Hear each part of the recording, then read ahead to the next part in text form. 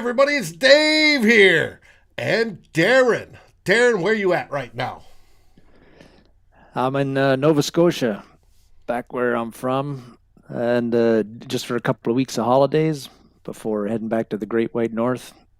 Trying to extend summer a little bit, and but get back in time to watch the Vikings in a week's time, and we're just 7 days away from the season opener, so getting kind of pumped, even though it seems like it's been a challenging past 3, 4 weeks for the team and for the fans of the team with just all the stuff that's gone on. And a lot of it maybe not really what we would like to see, but we'll get into some of that, I Yes, think. we will. How do you watch the Vikings up there in the frozen north? Yeah, I stream it on the computer. Um, the I used to have like DirecTV or NFL Game Pass. Well, I still do, I guess, but only on the computer. And in Yellowknife, they don't have the cable company doesn't have The the Sunday rights? Pass on TV, so I can only get it through streaming. And it's kind of weird because the streaming service, which is called DAZN in Canada, is like all the preseason games. I watch it on my computer, and the speed of the game is fine. There's no hiccups. As soon as it gets to Sunday at 11 a.m. to watch the game in regular season, half the time the connection's crappy, and I don't know what goes on there. Whether it's my computer isn't up to date, or there's a lot of people streaming at the same time, or whatever That's the hell it that's is. my bet. It's a bandwidth issue. Everybody in Yellowknife turned on their computer to watch football, and they're sucking the bandwidth. But I've gone to people who are watching the NHL streaming at it's different times, Hmm. later in the night, and they. I don't know. It's just random, and I've never watched the whole thing, but they never seem to have bandwidth issues. So I just blame it on bad luck. But Okay, but but some of the Viking games do get shown anyway, just because of depending on what channel the affiliate that the local Canadian things have picked up. A lot of times they do pick up. Like the Western Canadian teams do tend to pick up a fair bit of Viking, Packer, Bronco games because okay, it's kind of in that mountain time zone. gotcha. I want to speak to the fact that we have Mary and Raymond with us today, relatively on short notice, and I appreciate you guys joining the show.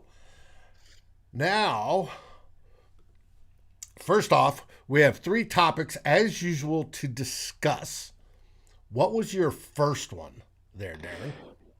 The first one was the I wanted to talk about was the I guess the latest move that the Vikings have made, which was trading for Chris Herndon after we heard the news that Irv Smith. Well, I guess they traded for Herndon before we heard that Irv Smith Jr. was out for the season, but they must have known something was probably up there, I think, and wanted to talk about the compensation that the Vikings. I wanted to talk about how.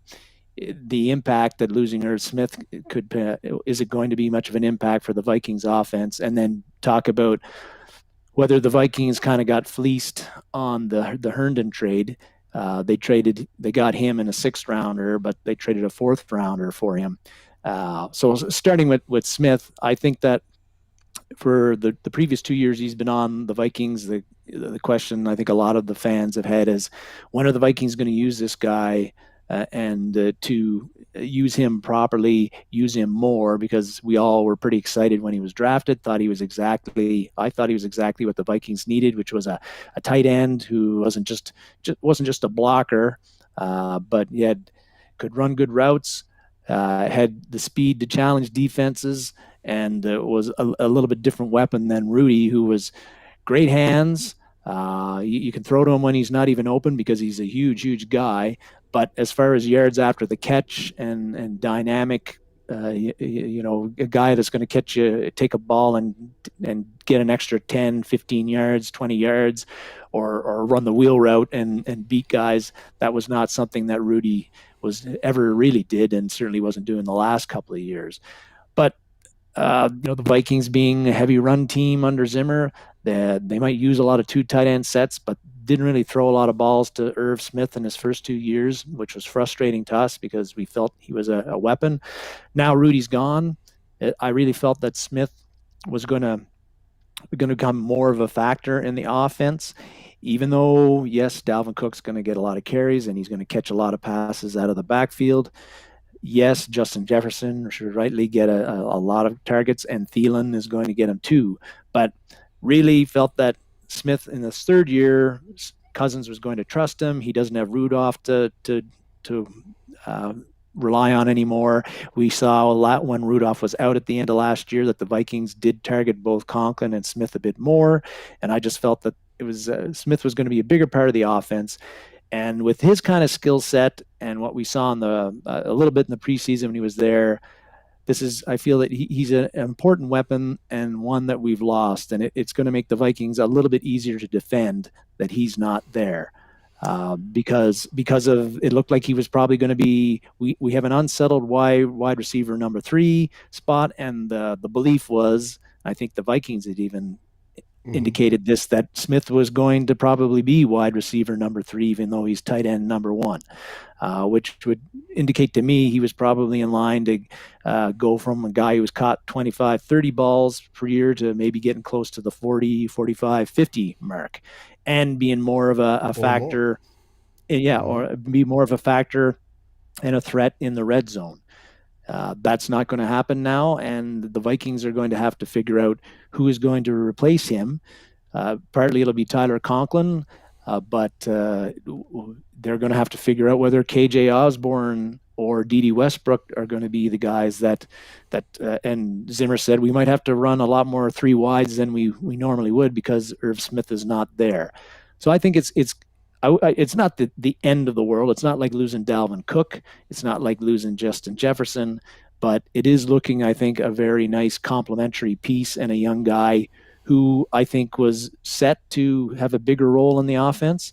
And now you've got to figure out who that guy or 2 guys are going to be to replace him. And because those 1 or 2 guys were not going to be Irv Smith, they're probably not as good or potentially not as effective as he would have been in that role. And that's going to hurt the Vikings offense a little bit. I think it just makes them a little bit easier to defend at this point. I agree with you. I think losing Irv was a big hit, not a killing blow, but a big hit. They could have. I think Conklin will do well. Obviously, there was nobody of substance behind him. That's why the Herndon trade came about. And hopefully Herndon will revert to his rookie year type play versus the last 2 years where he was involved and just miserable. And it depends on his play as whether that trade is worth it or not. Now, like you said, Mike has talked about we're going to have to use wide receiver 3s more. We'll go 3 wideouts more, right? They hadn't planned on that. Wasn't in the game plan. Irv had showed wonderful things in practice, had showed wonderful things in the little bit of time in the preseason games, right? And it was just like, and you knew Kirk Cousins trusted him. He's already said that. He showed that.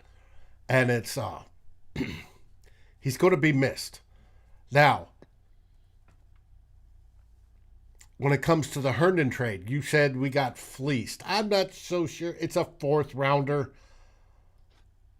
Yeah, for a 1-year rental, we get a guy and a 6th rounder next year, and we pay a 4th rounder for it. If our 5th rounder, Davidson, would have stood up, then it may not have cost anything, but he's a rookie. He made the practice squad. I sort of chalk it up to the price of doing business. I don't think it was a fleecing per se. Why do you say it's a fleecing? I just say this. I was looking at like Herndon's stats just particularly last year because neither of us, I think, watched a lot of Jets games, nor did we want to the past couple of years. But I don't think anybody wanted to. Yeah, but when you look at his stats, he had 31 catches last year, just under 300 yards, 9.3 yard per catch, 3 TDs. They talked about one issue was that he dropped had problem with drops the past couple of years and fumbling issues. Well, he fumbled the ball twice last year. I don't know if that doesn't seem to me that it's not 0, but it's not like 10. Yeah, but He did, 20 on how many attempts? I mean, he had 30 yeah, catches and he what? Even if he yeah. had twice as many attempts, that's a high fumble rate. He had a 68.9% catch percentage. Okay. If you look at Irv Smith, again, he had 30 catches last year, 365 yards, so 12.2 yards per catch, 5 TDs, and he had 0 fumbles. His catch percentage was just under 70%. Rudy had 28 catches, a little bit like 330 yards, roughly 11.9 yard per catch, and 1 TD. He had 1 fumble. His catch percentage was 75.7%. Irv had 22 of Irv's catches were for first downs. Herndon's 17 of his catches were for first downs. Like there's not like a huge discrepancy in the production of those 3 guys, the 2 that the Vikings had last year, and used the most, and Herndon. But when we signed Dalvin Tomlinson, one of the things that we kind of mentioned was that the Giants fans were really upset that the Giants did not that they lost him to the Vikings. When I looked all the posts about the Herndon trade and checked out the Jets fans, it was about 85% glad we got rid of this bum. He was terrible the last 2 years. And the Viking and there was questions about whether Herndon was even going to make the team, in which case the Vikings in theory could have got him for nothing. Right. So that's why I'm saying it's fleecing. It doesn't sound like the people that watch the Jets a lot were all that concerned that Herndon is not, that he left, and for the fact that for a guy who was iffy to make the team, and the Jets, he did not stand out in preseason apparently, and the Jets do not have a strong allotment of tight ends. So there was an opportunity there for Herndon to really step up and be at least the number 2 guy, and the Jets just traded him away, and they got a 4th for him, and now the Vikings have 6 draft picks in 2022 draft, which is a little bit different than the 10, 11, and 14 that we've had. I just feel that a 4th rounder for a guy who is not an ascending player seems like it was a high price. And hopefully the change of city and style from the Adam Gase screw up in the Jets to something that's a little bit more competent will improve his play. The one bad thing I've heard about him is he's got, and I chalk it down to concentration. It was exactly a lot of take on me when I was coming out of high school and being recruited was I catch everything unless it's the perfect pass. And if it hits me, if it's right here, I generally tended to peek to run to see who was around me, and it would hit my chest and go down. He does the same thing. He catches that remarkable play, right, and makes him look like a stud. But then on the simple tight end screen or float out to the flat and he's wide open, he drops it. And that's worrisome. Hopefully the change of address helps the change of mind and he focuses better. And if he focuses better and returns to his rookie's quality, I think we've got a decent trade. Now it's a 1-year rental, and it's last year of his contract. We got him cheap. We're only paying basically veteran minimum. The Jets already paid his bonus, so we'll see. Yeah, the one thing that all Jets fans that made comments on the trade seemed to point out was that it was the Gase thing, and that he played under Gase all 3 years and not with great quarterbacking, and that had to there was an acknowledgement that he wasn't working with the best coaching staff or the best personnel. He'll certainly have better personnel around him this time. Whether he's got better coaching remains to be, offensive coaching remains to be seen, which we're going to talk about as well. Yep.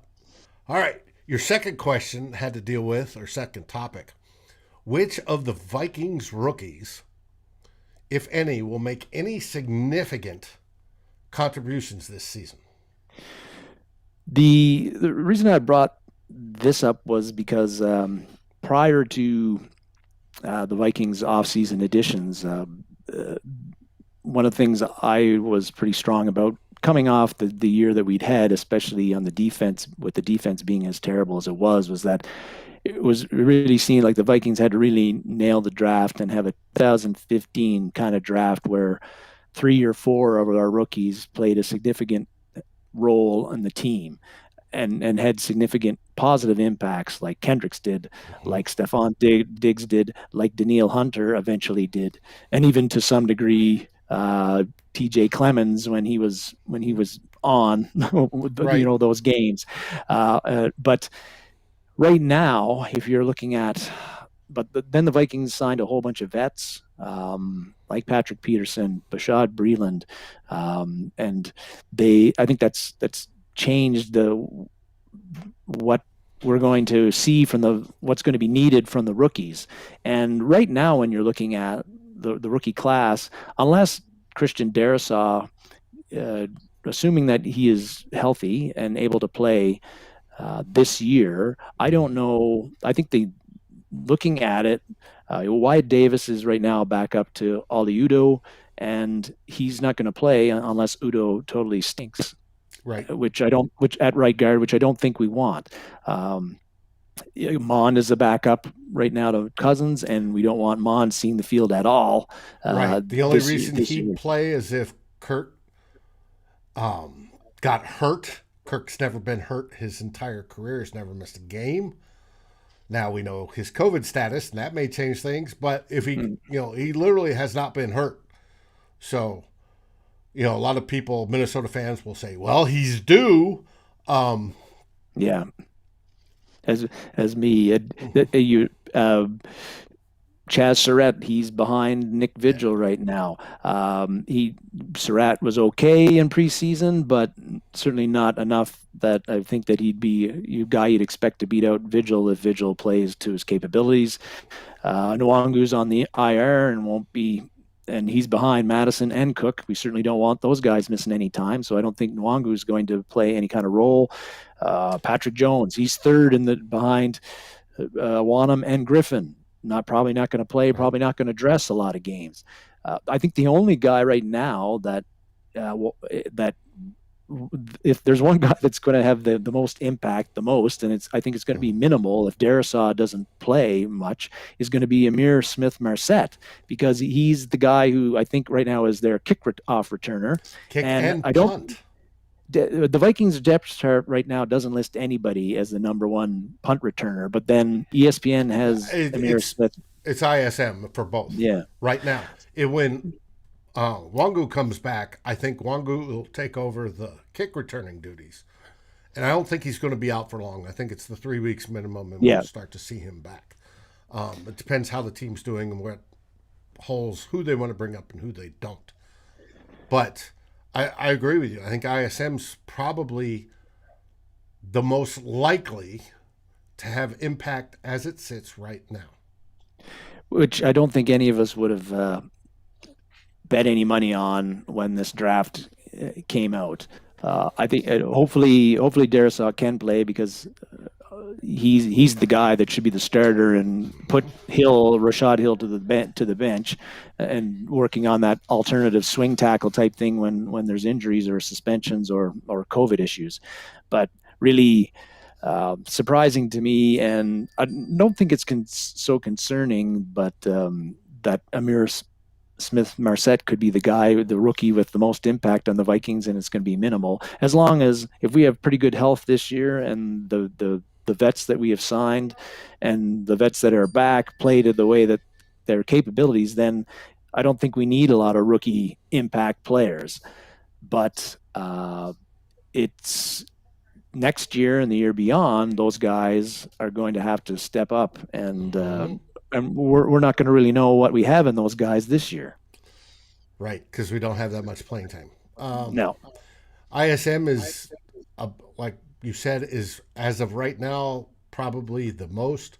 Hopefully, Darisaw is healthy enough to move up and start taking snaps with the first team. I don't know if it's going to be this week against Cincinnati, but it should be soon. And I agree with you on Wyatt Davis. I think he's stuck behind Udo where we want him to be. We want Udo to play well. And now somehow Davis just has like great improvement over the course of the season, and he outplays Udo and replaces him.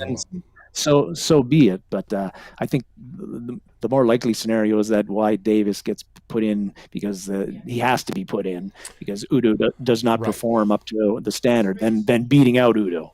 Well, the other scenario I see Davis coming in is if Bradbury gets hurt. Yes, I'm kind of hoping that doesn't happen. Well, there's a lot of hope and prayer going on that offensive side that we hope doesn't happen. Speaking of hoping doesn't happen on the offensive side, that brings us to our third topic of the day. What are you worried? What do you foresee? And you just had, I think, your daughter walk behind you. That's right, yes. What do you foresee with Klint Kubiak, man of the hour here on this show, the one that made the thumbnail, and his offense? How's he going to run it? I was more, we know preseason you can't take too much out of it. Right, because they're running vanilla. Running vanilla, hiding a lot of things. Cook didn't play. Thielen played one snap. Jefferson didn't play. Madison barely played. The offensive line got hurt. Yeah, barely played. Conklin didn't play at all. Westbrook didn't play. The offensive line played the most of the starters on the offense, and I think that's good. As well, because they should have. Yeah, we've got because all of those new moving parts, they needed to play a bit more into gel, even if they're playing with guys who are not going to be the starters. But it was still, just looking at the preseason here, it took the Vikings 10.5 quarters to score their first offensive touchdown. Total yards, they averaged 286 total offensive yards in the 3 games. Much better in the KC game, but the Colts and Broncos games was very bad. Third down efficiency, 2 for 14 against Kansas City, 2 for 13 against the Colts, 5 for 13 against the Broncos. Overall, like 22.5%. Not going to get it done. Again, a lot of the guys that are going to be playing against Cincinnati were not playing in any of those games, but it was still a very uninspiring, boring, ineffective preseason of offensive football for the Vikings. No spark and no indication that Kubiak had any answers for what the teams that the defenses that he was playing against were doing. And in half or 3/4 of those games, they weren't playing their starters either. So I'm not super concerned, but what the Vikings did in the preseason did not make me feel any better about what the concerns were than they had been previous. And again, my concerns are, is Kubiak really up to the job? Never been an offensive coordinator at any level. Suddenly he's doing it at the NFL level. What had he done to really earn that trust from the Vikings other than being Gary Kubiak's son? I still don't know. Son of Kubiak. And you talked about he does have a good relationship with Kirk Cousins, and there is trust there, so that is good. But I am concerned going into the regular season game that whether Kubiak can handle the job that he has, and what is he going to do differently than what the Vikings have been doing the previous 2 or 3 years, that opposing defenses won't be prepared for, won't be able to scheme for, and will be surprised by, which I think would make the Vikings a more effective offense. I think there's clues out there that came from some reporting on training camp. But my question to you is, first, do you view Klint Kubiak as running his dad's offense, right? Specifically, offense from the 90s that we all know that Mike Zimmer loves his running. However, I think that's changing with some of the things Mike Zimmer has said in a run up to this season? Or do you think he's going to be more innovative?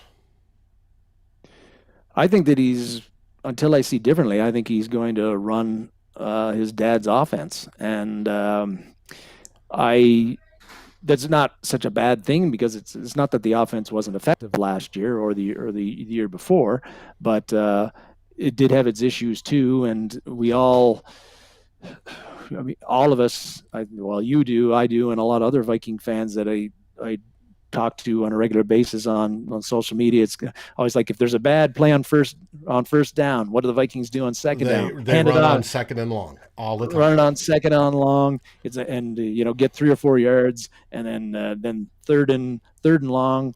Try to throw something short of the sticks, 5 or 6 yards short of sticks, and hope to God that somebody misses a tackle, and we saw some of that in the last preseason game against KC when they got inside the red zone and they just dumped off, and they were caught, but they were 3 and 5 yard dump offs shy of the goal line, and they were first and goal, and it's just like, why are you doing this?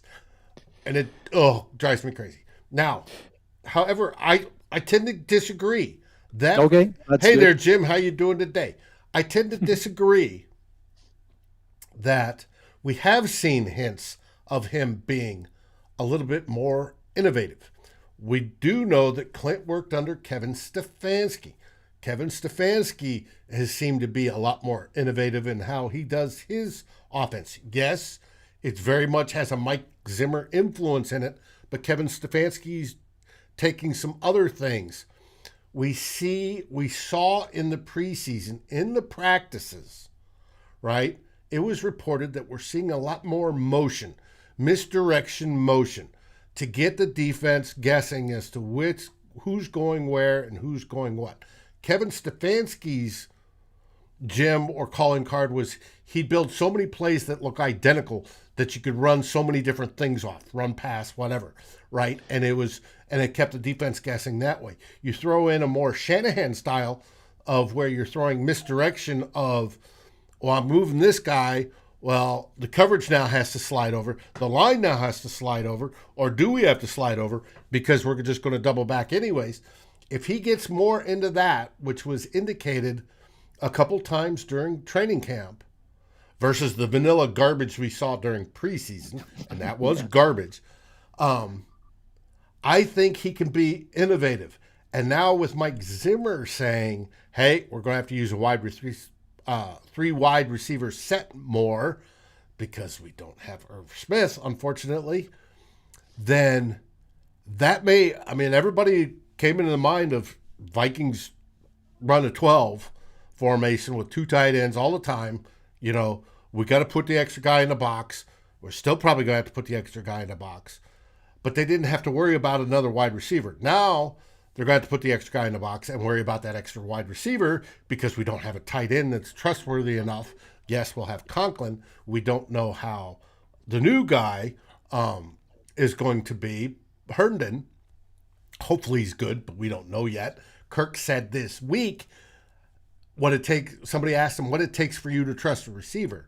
And he said something to the effect, and I paraphrase, that he's got to do something unexpected and catch a ball when I don't expect him to do something miraculous. Well, a lot of times receivers don't even get that opportunity because Kirk won't throw it. But when he does, they have to take it. Now, when is Herndon going to get that opportunity? We have no idea. He may never this season because of how Kirk works. But if we're excelling in the misdirection and the setting up of multiple plays off the single play, like Stefanski did, if Klint Kubiak takes the best of that and the best of his daddy's stuff, the run game, right? I think it still, even without Irv, can be special. I think the key to that will be my favorite quarterback of all quarterbacks, Mr. Kirk Cousins, playing well. And he's looked like crap, supposedly, since he got back from COVID. That's why I think Klint can surprise us or make us happy versus being in the doldrums of, hey, he's just like his daddy. We're going to blow it up all after the end of the season, anyways. Well, I hope you're right, Dave. I'll just say I'll believe it when I see it, and we have yet to see it with the scrubs. Okay, well, let's be Yeah. fair. So my anxiety is not at the level it would be if the Vikings had performed this way with Cook and with Jefferson and with Kirk in there and And Thielen and, with yep, Thielen and and all the Conklin. guys. And, yeah. Wait, like really, what can you expect when you're throwing Osborne out there with Emmer, Smith, Marsette?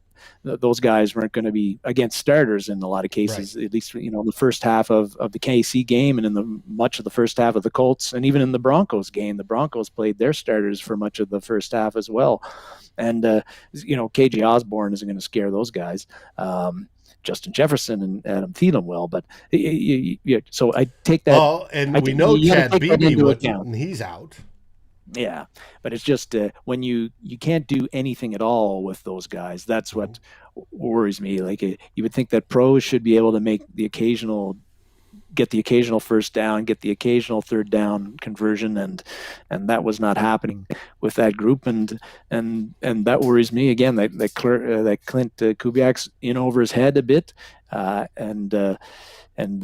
we can't have somebody at that position be over his head in NFL games because the other teams are not going to be giving us any take Any it easy slack. on us. No. No, there'll Well, be no slack. obviously, somebody in the organization, be it Mike Zimmer, be it Rick Spielman, thought he was ready to give him the job. And everybody's got to start somewhere. Yeah, no, that's true.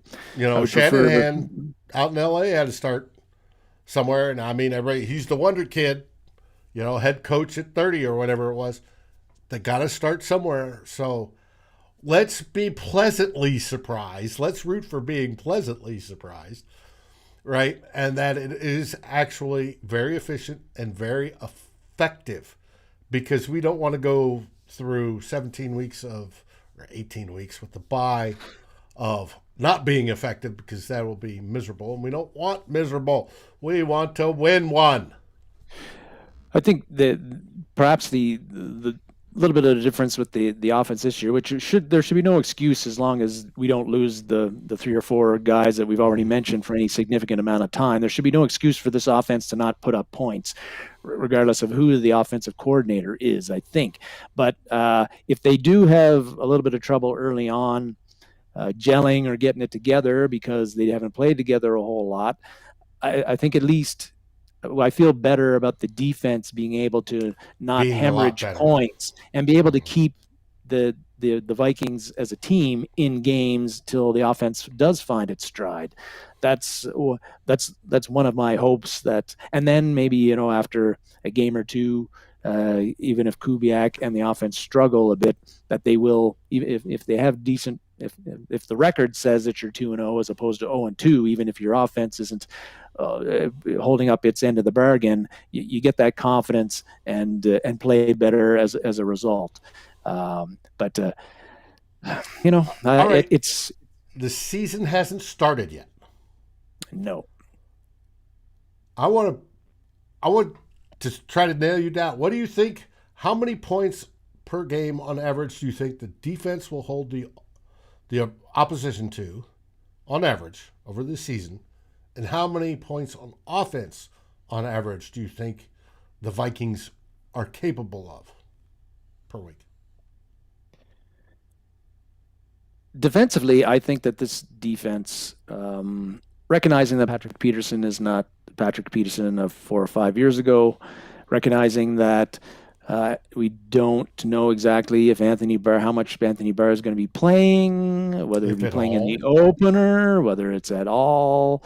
Recognizing we're still not. Cronin, he's dealing with a knee issue. Yeah.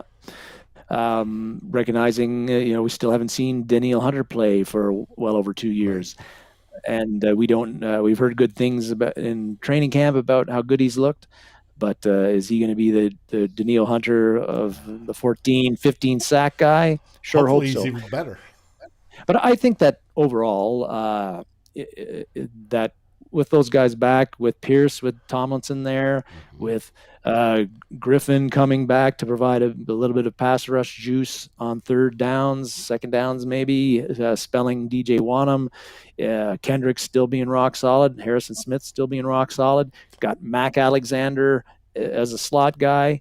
I think that a 19, 20 point per game average is, I think, a realistic, attainable Mendoza line, as we used to call it. yeah, Mendoza line base that I think the Vikings can hold teams to, especially offensively.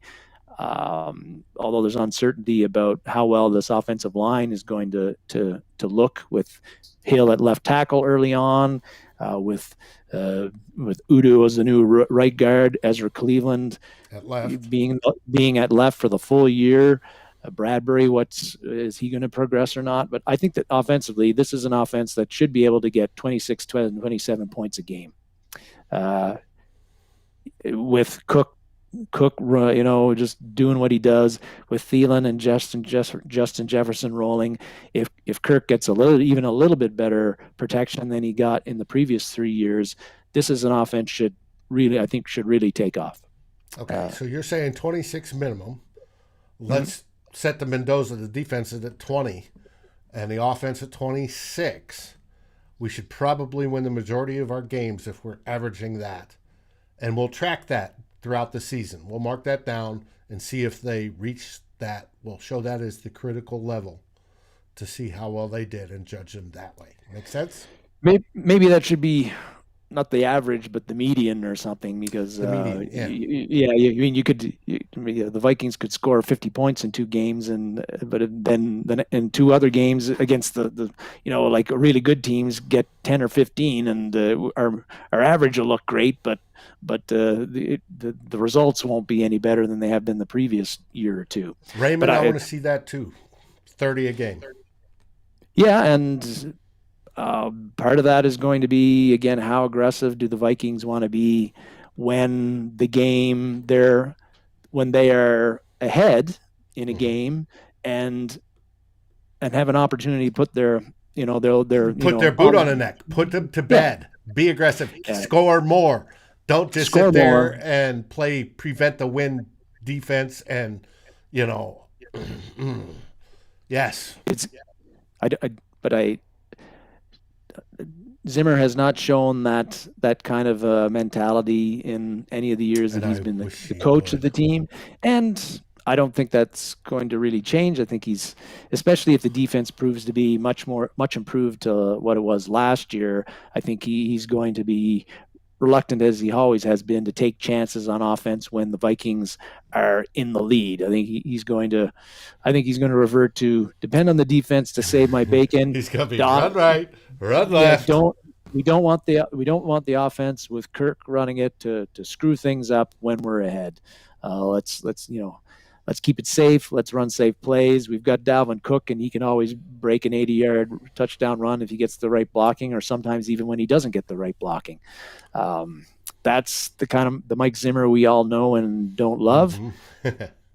I don't really see that changing. Even last year didn't change all that much, even when the defense couldn't stop anybody. But we'll talk about this in the next week with the Bengals up and what all to expect there. Speaking of next week, 2 Old Bloggers moves to Saturday, and we are the Climb in the Pocket pregame show. You'll join me and Darren as we talk what to expect in the Cincinnati game as the Vikings travel down to Cincinnati.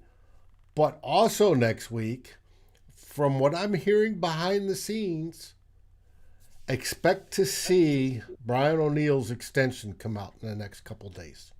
Okay. That'd be a big one for the Vikings to get off their to-do list early. Yes. That'll really, I think he's going to, because he's a right tackle, he won't cost as much as if he was playing on the other side, but he's still going to cost some coin, and I think that'll provide a lot of clarity for the Vikings on budgeting. And they got Harrison Smith restructured, extension signed, so that was one.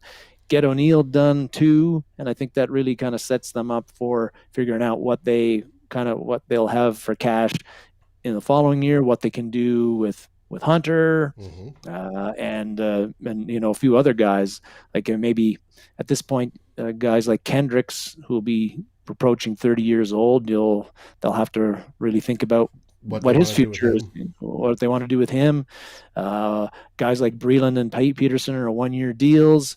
There's going to be a lot of questions at the end of the season, but let's see how they play till we get to those questions, and having O'Neill out of the way will help.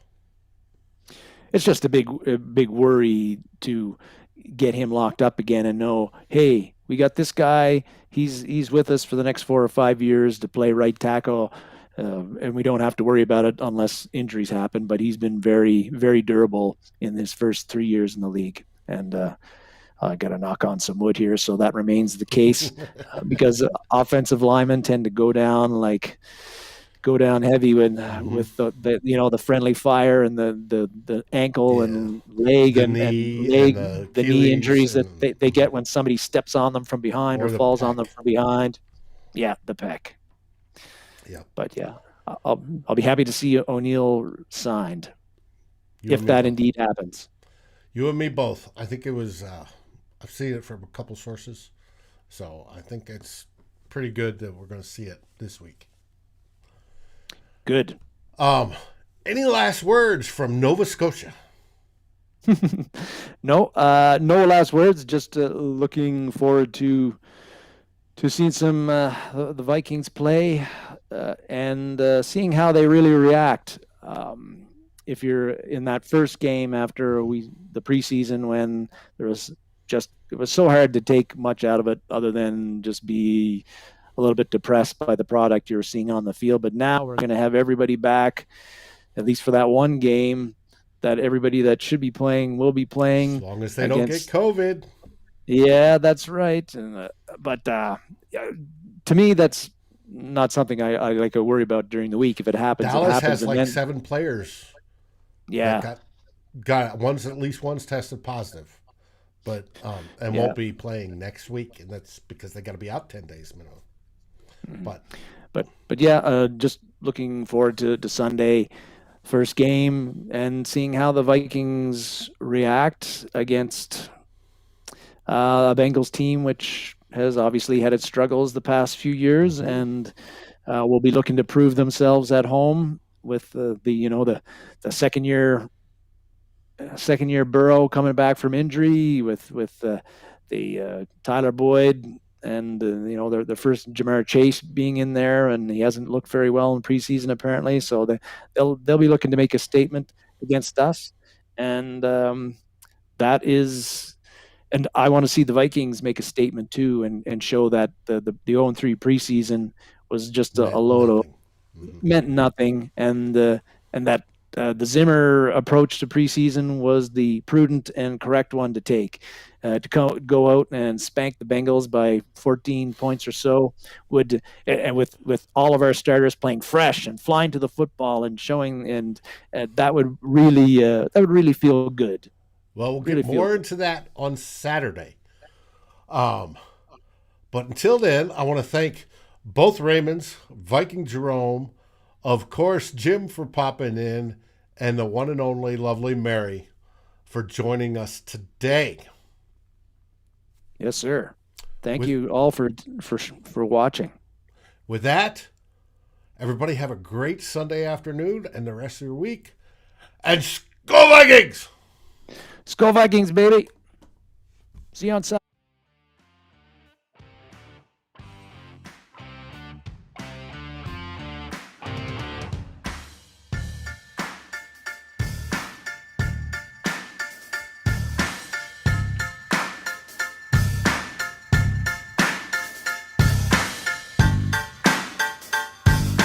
Thank you for watching or listening. As always, if you like, subscribe, and ring the bell for notifications. And if you're listening to the podcast, please rate us on your favorite aggregator. Skol, everybody.